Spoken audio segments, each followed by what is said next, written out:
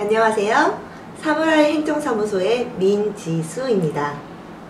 이번 시간에는 지난 시간에 이어서 취업비자에 대해서 설명을 드릴 건데요. 지난 시간에는 인문지식 국제업무비자와 기술비자에 대해서 설명을 드렸습니다. 이번 시간에는 이어서 기능비자와 기업 내 전금비자에 대해서 설명을 드리겠습니다. 우선 기능비자에 대해서 설명을 드리겠습니다.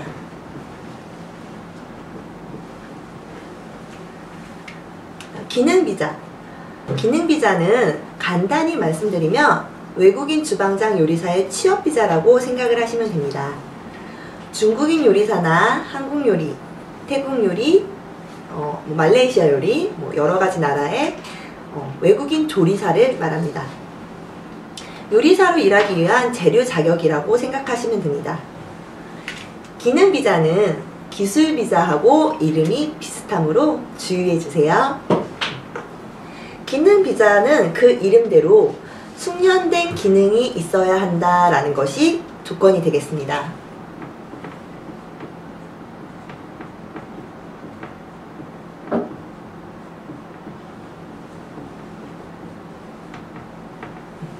숙련된 기능이 있다는 것이 가장 중요한 포인트가 되겠는데요.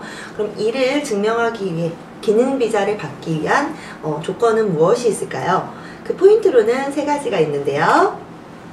첫 번째 조건입니다. 외국인, 요리사를 하시는 분의 10년 이상의 실무 경험이 필요합니다.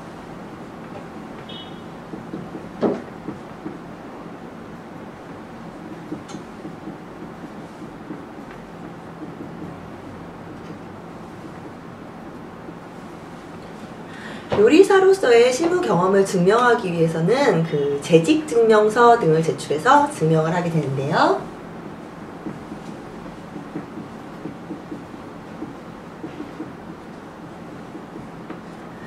이 실무 경험에 대해서는 맞는지 아닌지를 파악하기 위해서 그 가게가 실제하고 있는지를 조사하기 때문에 허위 신청은 절대로 피해 주셔야 합니다. 두 번째 조건은 가게 메뉴에 코스 메뉴가 있으며 단품 요리도 있어야 한다는 것입니다.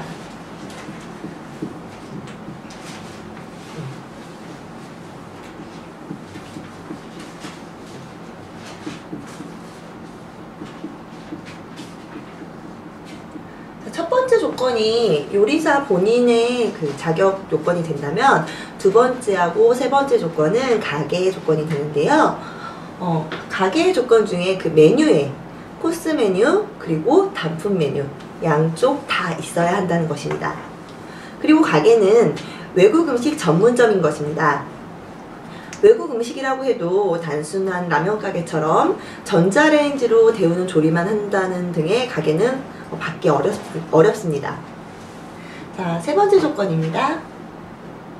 세 번째 조건은 가게의 규모에 대한 것인데요.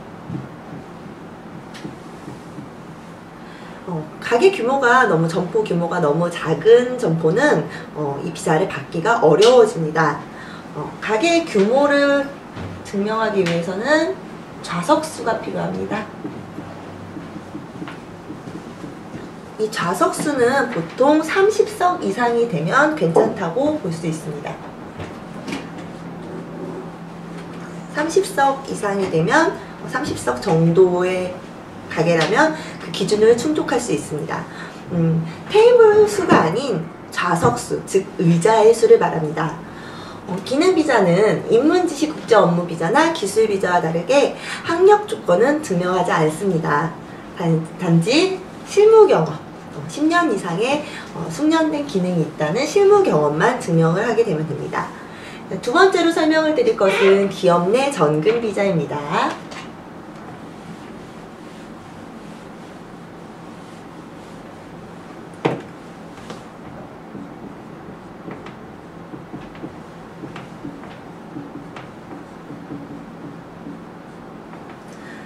기업 내 전금비자에 대해서 설명을 드리겠습니다. 지금은 경제 글로벌화로 일본인도 아니면 다른 나라 분들도 여러 나라에 주재한다고 생각합니다. 본인의 나라를 떠나서 다른 나라에 근무를 하시는 경우도 많이 있는데요. 기업 내 정근 비자의 대상이 되는 외국인은 정근으로 인해서 일본에 오는 외국인이 그 대상이 됩니다. 그 케이스로는 해외에 있는 일본 기업의 지사로부터 일본에 있는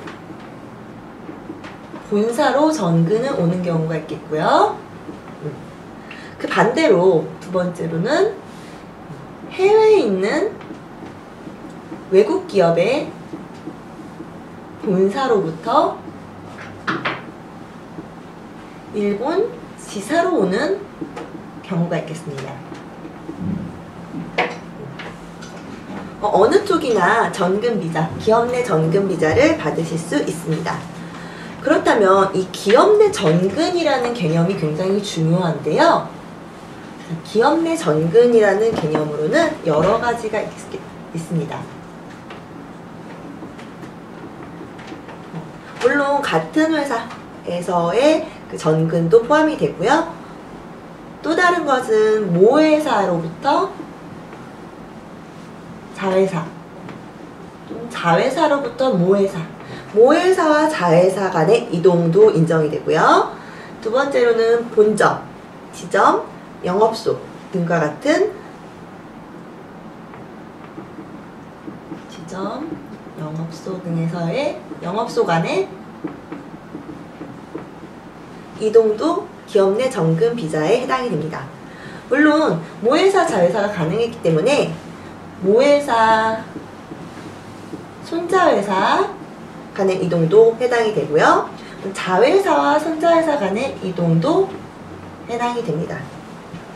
물론 같은 자회사 간의 이동이나 손자회사 간의 이동, 관련 회사로의 이동 등 단순히 모회사로부터 자회사의 이동보다 굉장히 폭넓게 인정을 하고 있습니다. 그렇다면 이 모회사와 자회사에 대한 정의가 굉장히 중요하겠는데요. 입국관리국에서는 정확한 용어로 재무제표 등 용어, 양식 및 작성 방법에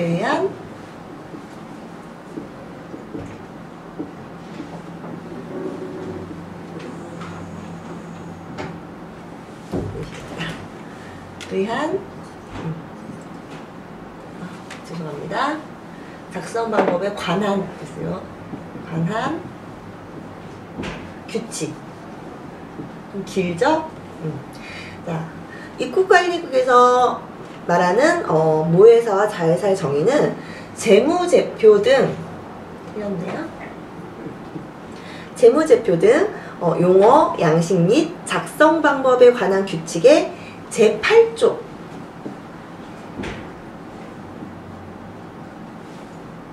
따른다고 되어 있습니다.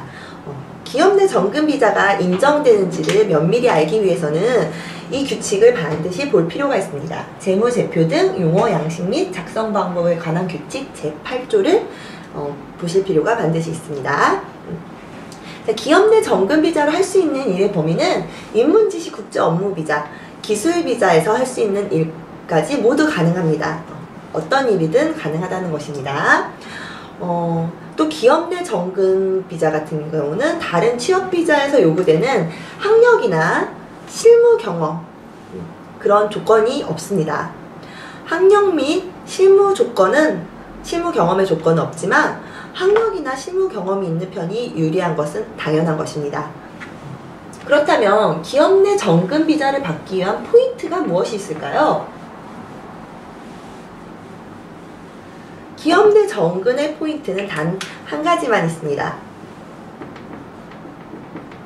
최근 1년간 외국에 있는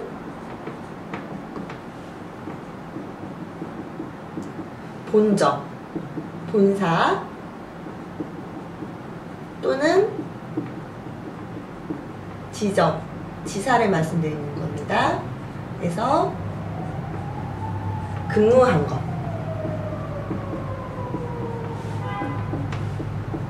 자, 이것이 기업 내 정금 비자를 받을 수 있는 조건입니다. 최근 1년간 일본이 아닌 외국에 있는 본점, 지점, 본점이든 지점이든 상관이 없습니다. 본점 또는 지점에서 근무했다는 것이 그 조건이 되겠습니다. 다른 비자에 비해서 그 조건이 의외로 간단한 편인데요. 그렇기 때문에 기업 내 정근이라는 것을 설명하는 것이 가장 중요하고 어렵다고 볼 수 있습니다. 그리고 기업 내 정근 비자의 체류 자격은 어디까지나 전근이기 때문에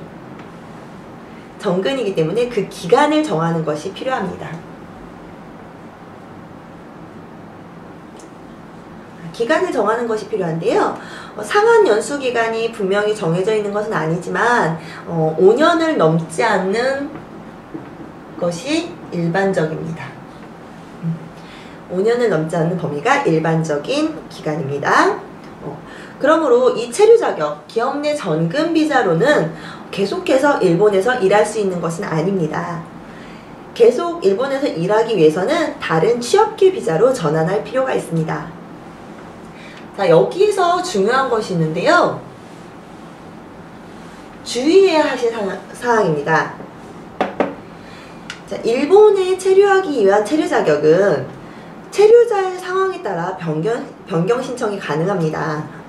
예를 들면 배우자 비자이셨던 분이 이혼 등의 상황 변화에 의해서 배우자 비자를 투자 경영 비자나 취업 비자로 변경을 할 수 있습니다. 또한 유학생 비자의 경우도 취업을 하면 취업 비자로 변경을 하겠죠? 하지만 이 기업 내 전근 비자의 경우는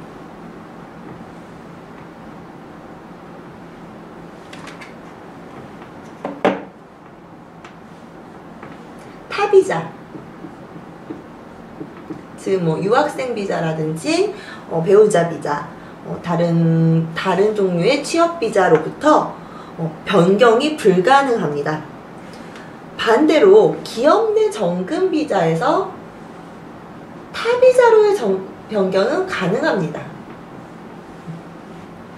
기업 내 정근 비자의 경우는 외국에 있는 기업에 근무하고 있었다는 것이 그 조건이기 때문에 인사이동 등으로 인해서 일본에서 재료해야 합니다. 그렇기 때문에 비자를 허가해 주십시오라는 것이 그 조건이기 때문에 타 비자, 즉 일본에서 살고 계셨던 분들은 기업 내 정근 비자로의 변경이 불가능합니다.